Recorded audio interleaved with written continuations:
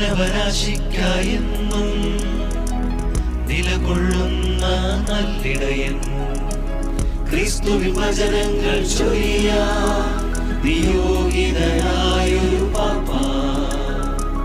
മാനവരാശിക്കായെന്നും നിലകൊള്ളുന്ന നല്ലിടയൻ, ക്രിസ്തുവിൻ വചനങ്ങൾ ചൊരിയാൻ നിയോഗിതനായൊരു പാപ്പ. സഭയുടെ അധികാര തലവനായി ജനതകൾക്കെന്നും കൂട്ടായിരിക്കാം. സഭയുടെ അധികാര തലവനായി ജനതകൾക്കെന്നും കൂട്ടായിരിക്കാം.